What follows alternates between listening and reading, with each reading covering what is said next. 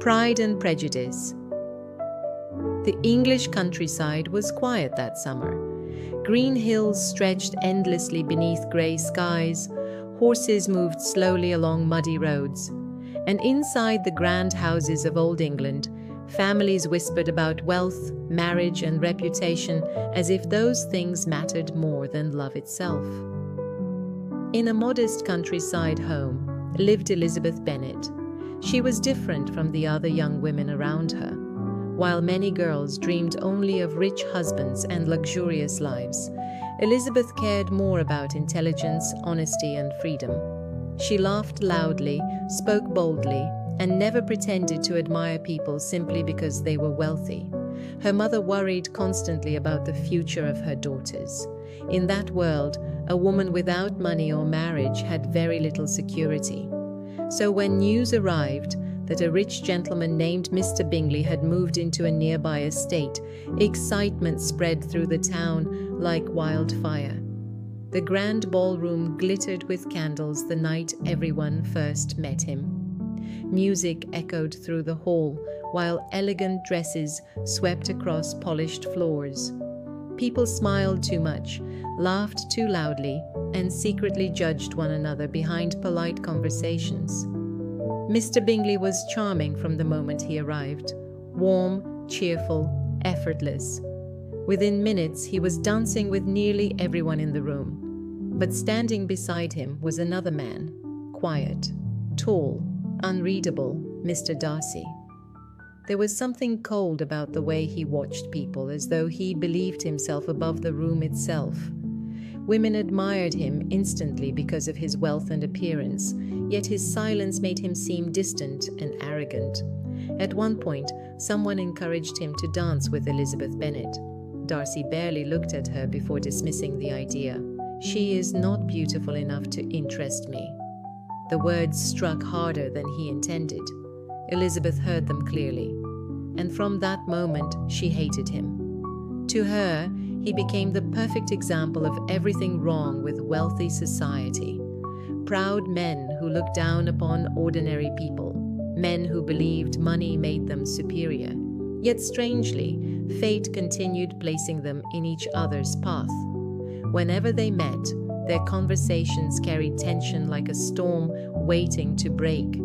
Elizabeth challenged him fearlessly, while Darcy found himself unable to ignore her sharp wit and fearless honesty. She was unlike anyone he had ever known, and that frightened him. Meanwhile, Elizabeth's older sister Jane grew close to Mr. Bingley.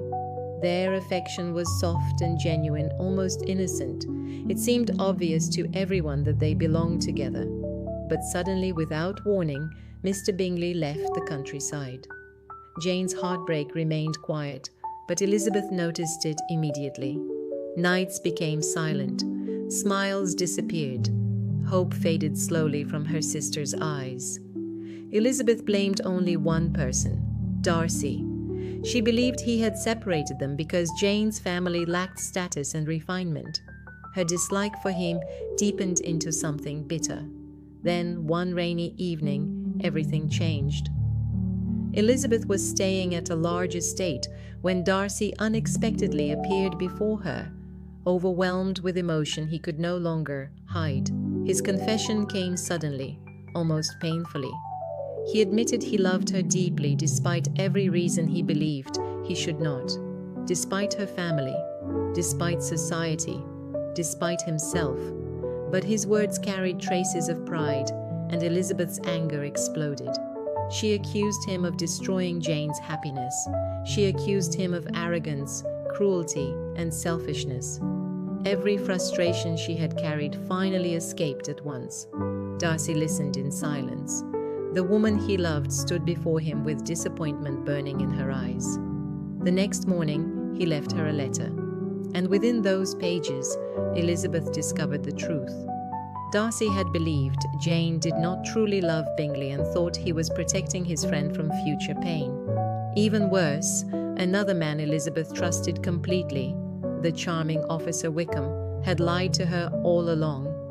Beneath his pleasant smile hid manipulation, greed, and deception. For the first time, Elizabeth questioned herself. Perhaps her judgments had not been fair. Perhaps pride existed inside her too. Weeks later, she visited Darcy's estate, Pemberley. The place was breathtaking. Vast gardens stretched beneath morning fog, while rivers reflected the pale English sky. But what surprised Elizabeth most was not the beauty of the mansion. It was the way people spoke about Darcy. The servants respected him deeply. The workers admired him. There was kindness in the stories they told about the man she once considered heartless. Slowly, the image she carried of him began to crumble. And beneath it, she discovered someone entirely different. A man reserved rather than cruel. A man awkward rather than arrogant. A man capable of loyalty, sacrifice, and deep love. Then disaster arrived. Elizabeth's younger sister, Lydia, ran away with Wickham, causing scandal across the entire family. In that society, such disgrace could destroy every sister's future forever. Elizabeth felt helpless, ashamed, certain that Darcy would now distance himself from her completely. But secretly, without asking for recognition, Darcy searched for the runaway couple himself.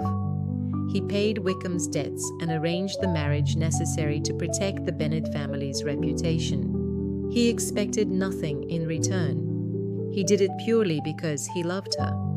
When Elizabeth learned the truth, something inside her changed forever.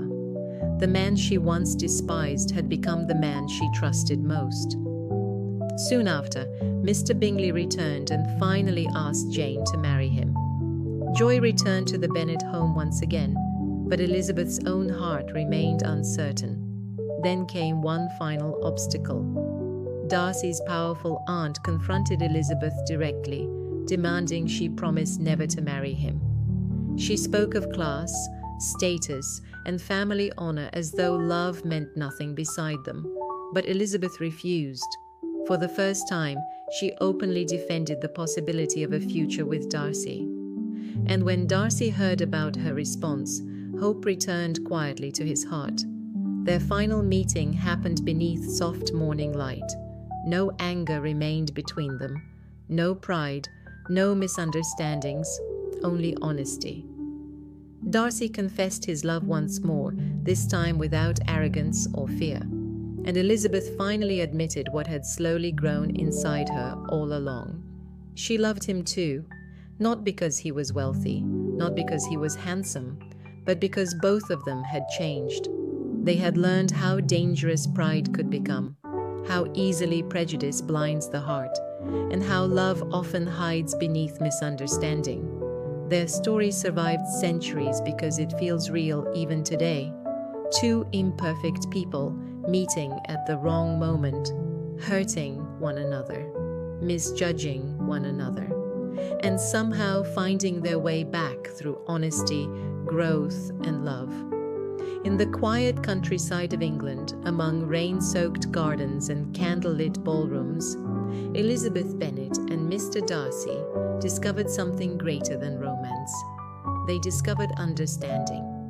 And that, perhaps, is the rarest kind of love of all.